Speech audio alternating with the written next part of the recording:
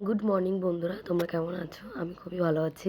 তো আজ ছিল 20 জুলাই, রবিবার। তো আজকে আমার একটা ননদের বাড়ি যাব। তো ভাবলাম তোমাদের সঙ্গে একটু শেয়ার করি আমি কীভাবে রেডি হই।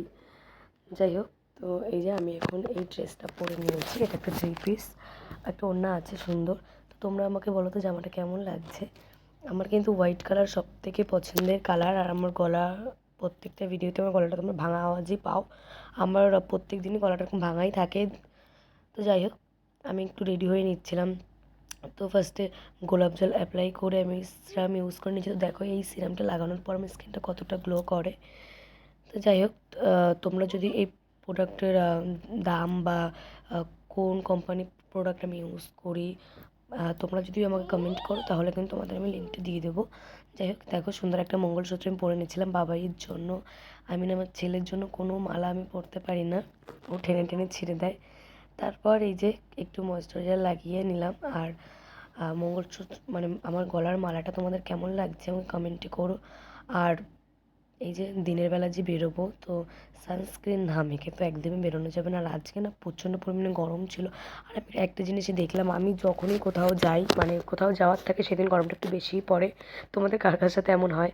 তারপর দেখো দিনের বেলা আমি ফাউন্ডেশন খুবই কম ইউজ করি। আমি এটা একটা বিবি ক্রিম ছিল, সেই বিবি ক্রিমটা আমি একদম হালকা ইউজ করলাম।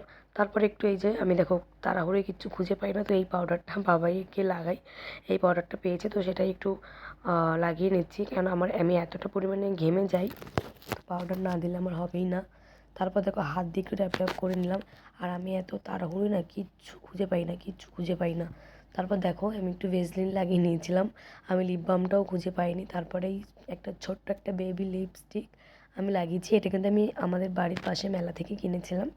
কালারটা খুবই হালকা আর খুবই সুন্দর। আর অনেক দিন পর আজকে ভালো একটু লাইনার পরি। আমি বেশিরভাগ কাজল পরি, তো আজকে একটু লাইনার পরলাম। আর দেখো মাস্কারাও খুঁজে পাইনি, তো আমি লাইনারটা দিয়ে একটু মাস্কারা করে নিলাম। আর এই যে একটু শ্যাম্পু করেছিলাম চুলে, আমার চুলে এতটা জট পাকায়। তো যাই হোক, ভালো করে তো মাথাটা আঁচড়াতেও পারিনি। তারপর আমি সিঁদুর পরে নিলাম। তোমরা দেখলেই ভাববে যে এটা কেমন কৌটো। অ্যাকচুয়ালি এটা আমার বিয়ের কৌটো। আজ বিয়ের ফার্স্টে আমি বিয়ের সিঁদুরটা আমি এই কৌটোটার মধ্যে রেখেছিলাম। তো তোমরা বলে বিশ্বাস করবে না, আমার বিয়ে তো 5 বছর হয়ে গেছে। তো সেই বিয়ের সিঁদুর কিন্তু এখনও এই কৌটোটার মধ্যে আছে। আমি সিঁদুরটা অল্প থাকতেই তার মধ্যে সিঁদুর রেখে দিই। আমার এই কৌটোটা এই জন্য খুবই প্রিয়, এই জন্য আমি অন্য কৌটো আমি ইউজ করি না। তারপর দেখো বাবাইকে রেডি করে দিয়েছি। এই যে আরেকটা পুচকু, এটা হলো গিয়ে আমার দেওরের মেয়ে, আমারও মেয়ে। তো ও বায় করছিল। তারপর দেখো আমরা গাড়িতে উঠে গেছি, যে বাবাই আর আমি আগে বসেছি, তারপর সবাই উঠবে। তো দেখো আমরা কিন্তু একটা গাড়িতে 3টে বাচ্চা ছিল। এই যে ও গাড়িতেও সেভাবেও কখনো ওঠা হয়নি, ও একটু ভয় পাচ্ছিল। তো ও কিন্তু আমার মেয়ে, এটা আমার পাশে আমার মাসি শাশুড়ি বসে আছে, তো তারই নাতনি, আমারও মেয়ে।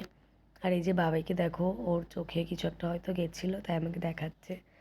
আর আমাদের পুচকিকে দেখো, ওর জেঠু চকলেট কিনে দিয়েছে, মানে আমার বর।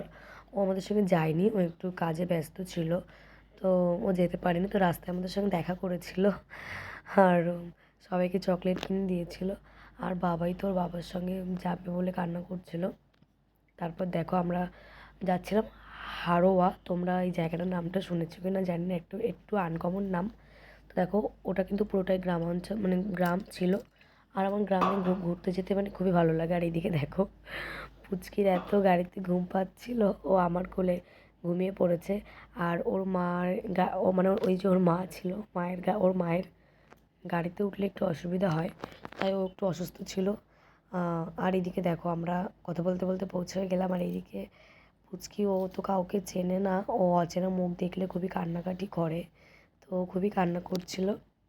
তারপর আমরা ওই 12:30, 12:30 পৌনে 1টার মধ্যে পৌঁছে গেছিলাম।